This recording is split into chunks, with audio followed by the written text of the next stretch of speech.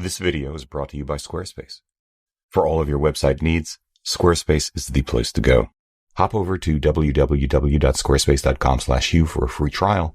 And if you like what you see and want to move forward, receive 10% off your first order by using the discount code HUGH at checkout. Thanks, Squarespace.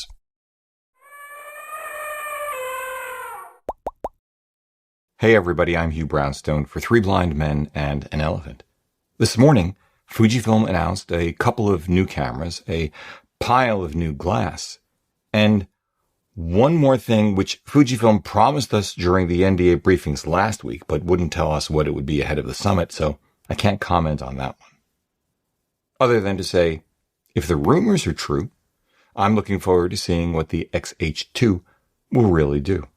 And if the rumors aren't right and it's something else, oh well, we can carry on in the comments section. Because XH2 or not, it seems clear to me that with the announcements Fujifilm did share with us ahead of time, they are not content with the market share they have now.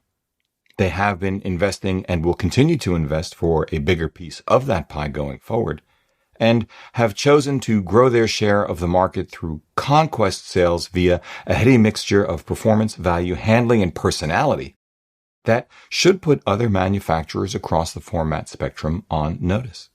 Now, the headline product announcement was the $4,000 GFX50S2, along with the $1,000 really well corrected for focus breathing, they assert, best of all the GF lenses, 35 to 70, 3.5 to 5.6, just $500 when bundled with the 50S2, available I think beginning September 23rd. The GFX50S2 is basically a $6,000 100S, discounted by a third through the use of the original 50S's 51 megapixel sensor, the absence of the 100S's hybrid phase detect autofocus, settling instead for an upgraded version of the original 50S's contrast detect only AF, incompatibility with the original 50S's outstanding EVF with tiltable adapter, I will miss that, and no 4K video though. So what? We're getting a better camera for less than what used to be the least expensive camera in Fujifilm's medium format lineup, the GFX50R, with access to the same excellent GF lens line used by the most expensive camera in their lineup, the $10,000 GFX100. In fact, when you think about it, holy crap, you could say that the 50S2 is a 60% off decontented version of the GFX100, and I might agree with you. In any case, the 2 offers IBIS equal to or better than the 100, IBIS that the 50R and the original 50S don't have at all, and in this version it's even half a stop better than the 100S. $6,000 less than the original 100? $2,000 less than the 100S? $1,500 less than the original GFX50S was yesterday? $500 less than the GFX50R was yesterday? Yes, please. All of which makes the 50S2 the value in the GFX lineup without the original 50S's big butt. In the medium format segment, the GFX50S2 will put pressure on Hasselblad's $5,750 body-only X1D2, which lacks the Fuji's IBIS, relatively performant autofocus, and articulating screen. Though the GFX50S2 does not have the Hassie's industrial design, build quality, user interface, or heritage. Still, the promise of more GF lenses this year, a 55 1.7 and the company's first wide zoom, a 20 to 35, the full frame field of view and depth of field equivalents of 44 1.36 and 16 to 28 whatever, and the company's first tilt and shift lens in that lineup coming in 2023, are a pretty darned aggressive and compelling set of compensations.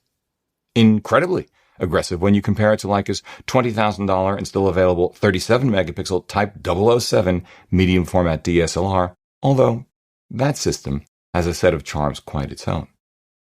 If you have the budget, taste, and inclination for it. Speaking of Leica, in the full frame segment, the GFX50S2 will likely draw interest from comparison shoppers, most especially with Leica's $6,500 full-frame 47-megapixel SL2. The S2 will likely have comparable autofocus performance. Let's watch that one closely. Nominally better, IBIS. An articulating screen the SL2 doesn't have in any fashion, and will be only 2/3 the price with a lens line that is significantly less expensive, though closer to Leica's optical performance than you might imagine. They've got some stellar glass like the 110 f2 and 23 f4, and I really like their 45 to 100 and 32 to 64 zooms too. Then again, the GFX50S2 does not compare to the SL2 when it comes to industrial design, build quality, or heritage either, nor on a functional basis, video, EVF, or ultimate image quality at around 50 megapixels, thanks to Leica's Summicron SL lens line, which is the most satisfying one I have ever used. Although, the SL2 line has no path to 102 megapixels except via pixel shifting. The SL2 has one other thing the GFX series does not, however, the benefit of the L-mount alliance, with more modestly priced bodies and excellent glass from Sigma and Panasonic. I'm not selling my SL2 anytime soon. As for full frame, I suspect, though I may be wrong, that the arrival of the GFX50S2 and 35 to 70 will make little or no dent in the sales of full frame cameras from Canon or Sony, although it might actually boost sales of Nikon's Z7 II and Panasonic's S1R.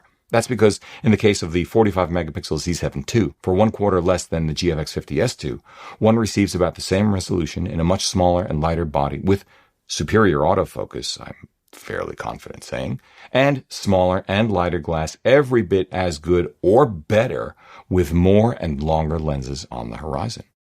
As for the 47 megapixel S1R, it's still less expensive than the 50S2.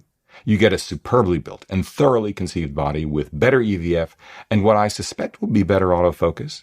And you get what Fujifilm can't quite match: access to a great range of great glass from Sigma's I series or Panasonic's newly announced 1.8 primes, and both companies' zooms to Leica's incredible and incredibly priced Summicron SL line of f2 primes. Though no full-frame camera offers a path to 102 megapixels. For now. In the APS space, the announcement of the $1,100 X-T3 worldwide, for $100 less than an X-T3 was yesterday, though now it comes without a charger, a $900 X-T30 Mark II upgraded via firmware to the same performance spec across the board as the X-T4, along with a higher resolution rear panel than the original X-T30 for just $100 more than the original.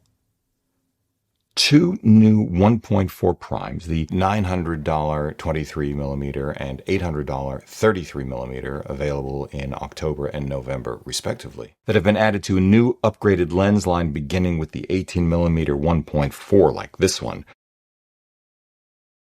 Designed specifically for hybrid and especially video shooting with minimal focus breathing, better chromatic aberration correction, smooth, fast, and silent autofocus. And clearly, in my early exploration of it, capable of playing with higher resolution sensors than are currently available in the APS-C segment for stills.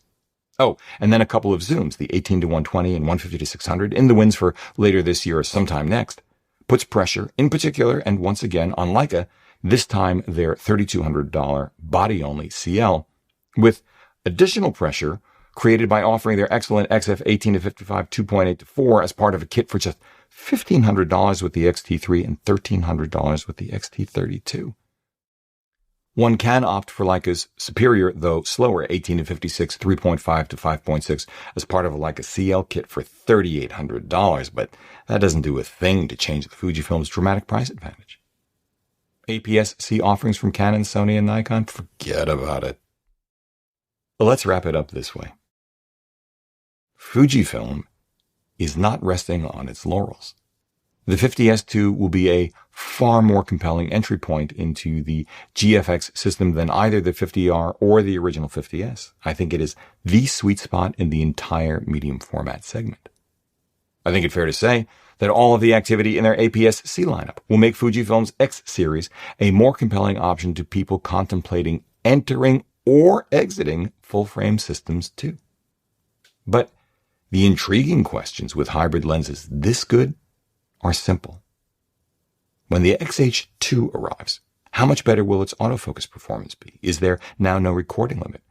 Are there no overheating concerns? And do we finally have a dedicated earphone jack? Because if the XH2 can match the autofocus consistency and accuracy of Sony and Canon full-frame cameras, and match the video robustness of the GH5 Mark II or GH6 Micro Four Thirds cameras from Pani, priced in the same range as those Panis, I think Fujifilm has an excellent chance of taking share from all four segments: medium format, full frame, APS-C, and Micro Four Thirds. Seriously.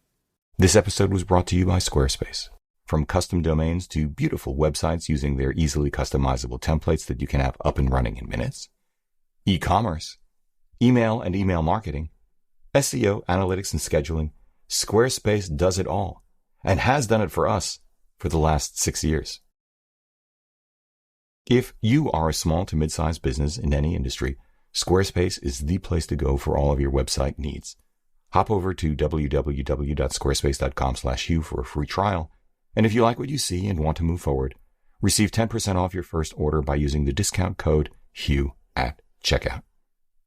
Thanks, Squarespace.